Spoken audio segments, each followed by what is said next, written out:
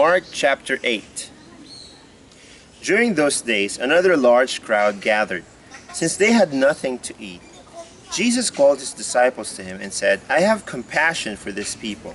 They have already been with me 3 days and have nothing to eat.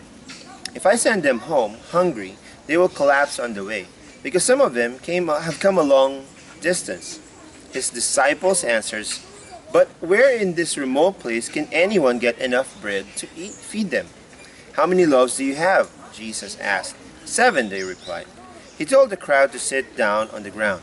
When he had taken the 7 loaves and given thanks, he broke them and gave them to his disciples to set before the people, and they did so. They had a few small fish as well. He gave thanks for them and also told the disciples to distribute them. The people ate and were satisfied. Afterwards, the disciples picked up 7 basketfuls of broken pieces that were left over. About 4,000 men were present, and having sent them away, he got into the boat with his disciples and went to the region of Dalmanutha. The Pharisees came and began to question Jesus. To test him, they asked him for a sign from heaven. He sighed deeply and said, "Why does this generation ask for a miraculous sign? I tell you the truth, no sign will be given to it." Then he left them, got back into the boat, and crossed to the other side. The disciples had forgotten to bring bread, except for 1 loaf they had with them in the boat. "Be careful," Jesus warned them. "Watch out for the yeast of the Pharisees and that of Herod." They discussed this with one another and said, "It is because we have no bread."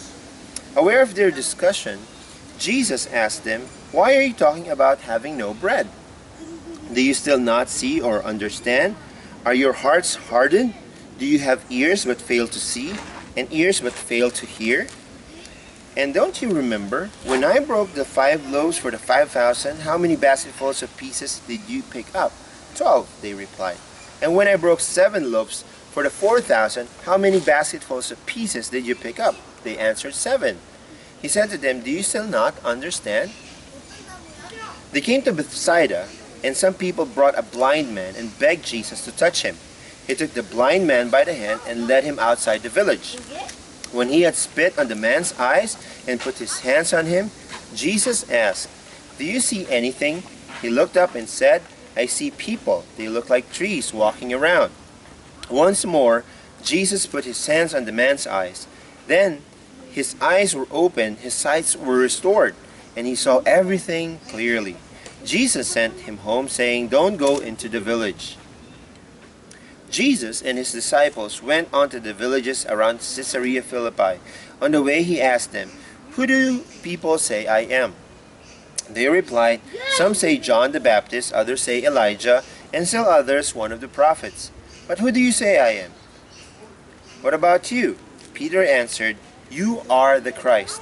Jesus warned them not to tell anyone about him. He then began to teach them that the Son of Man must suffer many things and be rejected by the elders, chief priests, and teachers of the law, and that he must be killed and after 3 days rise again. He spoke plainly about this, and Peter took him aside and began to rebuke him. But when Jesus turned and looked at his disciples, he rebuked Peter. "Get behind me, Satan," he said. You do not have in mind the things of God, but the things of men."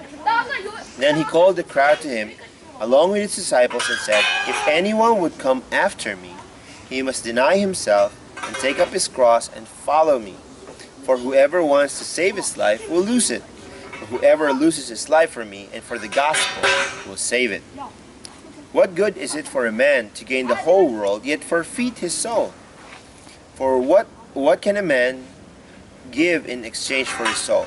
If anyone is ashamed of me and my words in this adulterous and sinful generation, the Son of Man will be ashamed of him when he comes into his Father's glory with the holy angels."